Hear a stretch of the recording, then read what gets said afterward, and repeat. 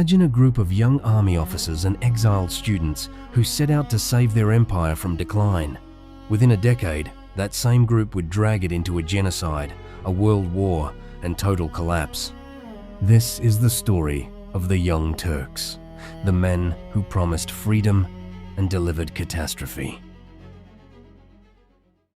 They started in 1889 as a secret society of medical students and army cadets in Istanbul, opposed to the absolute rule of Sultan Abdul Hamid II. Hunted by his secret police, many fled abroad to Paris and Geneva, while others regrouped inside the army itself, especially among junior officers stationed with the Ottoman Third Army in Macedonia. By the 1900s, this military wing had become the real center of power in the movement, organized under a group called the Committee of Union and Progress. In July 1908, officers of the Third Army, led by men like Enver Bey, mutinied in Macedonia and threatened to march on Istanbul unless the Sultan restored the constitution he had suspended 30 years earlier. Facing an army he couldn't control, Abdul Hamid gave in almost overnight, and without a single major battle, a constitutional government and a new parliament were suddenly running the empire. It looked, for a moment, like a bloodless revolution had actually worked. The old order didn't give up quietly.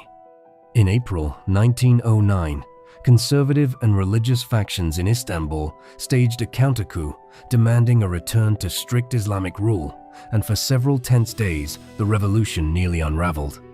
The committee's response was decisive. Army units marched back from Macedonia, crushed the uprising, and used the crisis as their excuse to remove Abdul Hamid from the throne entirely, replacing him with his far weaker brother, Mehmed V, a sultan in name only. What began as Ottomanism, a promise of equal citizenship for every ethnicity and religion in the empire, curdled fast into Turkification, a harder, narrower nationalism that pushed minorities to the margins instead of pulling them in. That shift collided head-on with catastrophe in the Balkans. In 1912, Serbia, Bulgaria, Greece, and Montenegro united and attacked, and within months the Ottomans had lost almost every territory they still held in Europe. A brief second war among the victors let the Ottomans claw back the city of Edirne, but the empire that had ruled the Balkans for 5 centuries was reduced, in less than a year, to a sliver of land around Istanbul itself. Out of that humiliation came the final power grab. In January 1913, committee officers stormed the government headquarters, shot the war minister dead in the hallway, and forced the government's resignation. By the end of that year, actual power belonged to 3 men: Enver Pasha, Talat Pasha, and Cemal Pasha, a ruling triumvirate that answered to no parliament and no sultan, running the empire as a personal project.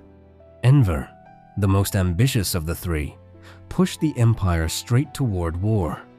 In August 1914, he signed a secret alliance with Germany, and that October, 2 German warships handed over to the Ottoman Navy shelled Russian ports on the Black Sea without warning. Russia declared war days later, and Britain and France followed within a week. The empire that had just lost the Balkans was now fighting a world war on 4 fronts at once. Enver opened with the worst disaster of his career. That December, he personally led roughly 90,000 men in a winter offensive through the Caucasus Mountains, aiming to encircle the Russian army at Sarikamish. Instead, his troops froze to death by the tens of thousands before they ever reached the enemy, and the Third Army was almost completely destroyed. Within weeks, one of the costliest single decisions of the entire war for the Ottomans. The empire found its footing on the defense instead.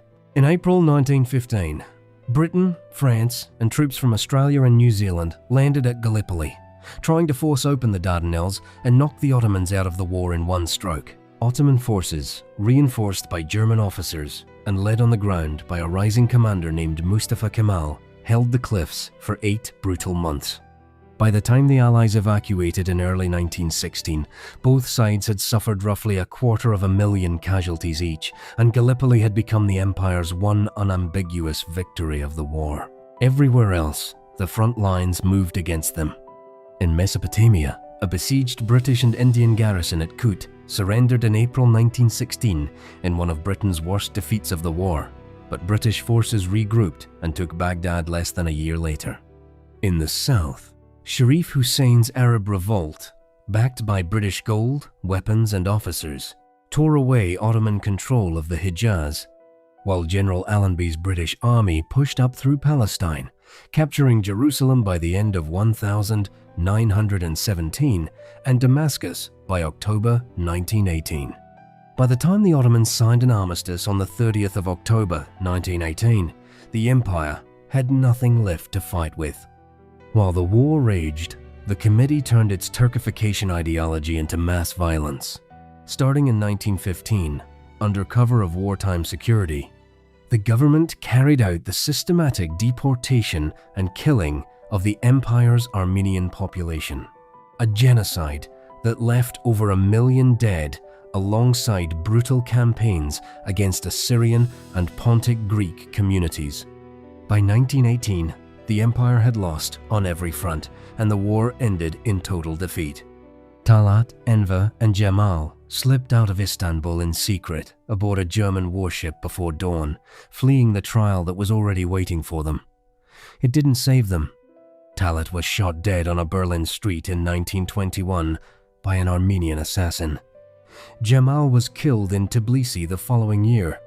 Enver died in battle in Central Asia in 1922, fighting Soviet forces thousands of miles from the empire he'd once ruled.